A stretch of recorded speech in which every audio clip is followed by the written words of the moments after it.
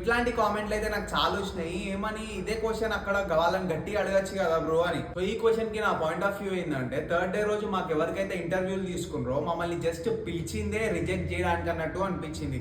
వాళ్ళకి ఎట్లా అంటే, వాళ్ళకి మమ్మల్ని బేసిక్గా రిజెక్ట్ చేయడానికి ఏదన్నా ఒక నెగిటివ్ ఆన్సర్ కావాలి.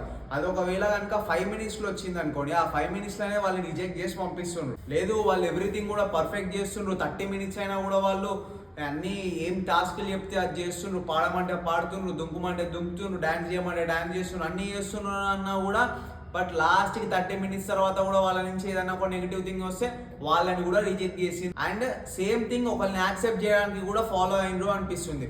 ఒకవేళ వాళ్ళ దగ్గర నుంచి 5 minutesల కంటెంట్ రాకపోతే వాళ్ళని 30 minutes అయినా సరే 1 hour అయినా సరే ఇంటర్వ్యూ చేసిండ్రు. వాళ్ళ దగ్గర నుంచి పాజిటివ్ కంటెంట్ వచ్చినప్పుడు యాక్సెప్ట్ చేసుకుండ్రు. ఒక్కటే బై, ఒకవేళ నేను ఇక్కడ మాట్లాడిన మాటలో నేను అక్కడ కూడా ఆర్గ్యూ చేసి ఉండొచ్చు, బట్ అక్కడ ఆర్గ్యూ చేస్తే అది ఎట్లా వెళ్తుంది, వాళ్ళు టెలికాస్ట్ చేసేటప్పుడు దాన్ని ఎట్లా పోర్ట్రే చేస్తారు అనేది మనకు తెలియదు.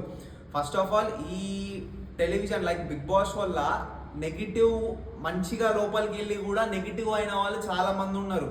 సో నేను ఆ ఫేస్లో ఉండాలని నాకు లేకుండే, నేను అక్కడ నించొని ఆర్గ్యుమెంట్ చేసి లేదు సంథింగ్ ఏదో ఒక స్టేట్మెంట్స్ పాస్ చేసేస్తే దాన్ని వీళ్ళు బయటికి ఎట్లా పోర్ట్రే చేస్తారు, ఎడిటింగ్ కట్స్లో ఎట్లా పడుతుంది అనేది ఒకటి మైండ్లో ఉండే అనమాట. సో అది మైండ్లో పెట్టుకొని వాళ్ళు ఒకటేసారి 3 days ఇచ్చినాక ఈ ఆర్గ్యుమెంట్ చేసి వేస్ట్, ఇక షో ఇంతే, ఆర్గ్యుమెంట్ చేసి వేస్ట్ అని నేను అక్కడ వాళ్ళకి ఓకే అండి థ్యాంక్ యూ అని చెప్పేసి బయటికి వచ్చేసిన. సో ఇప్పుడు మోస్ట్లీ ఏంటంటే థర్డ్ డేలో ఉన్న వాళ్ళందరూ కూడా వాయిస్ రేజ్ చేస్తున్నారు.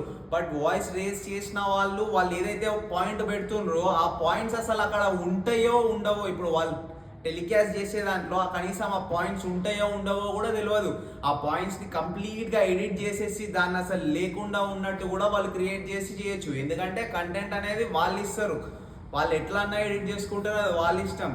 సో ఒకవేళ మనం అక్కడ ఇంకా ఆర్గ్యూ చేసి నెగిటివిటీ లైక్ ఏదన్నా స్టేట్మెంట్స్ పాస్ చేస్తే దాన్ని వాళ్ళు ఇంకా నెగిటివ్గా చూపెట్టి వీడిదే తప్పు మేము చేసింది కరెక్టే అన్నట్టు చూపెట్టినా చూపెట్టొచ్చు.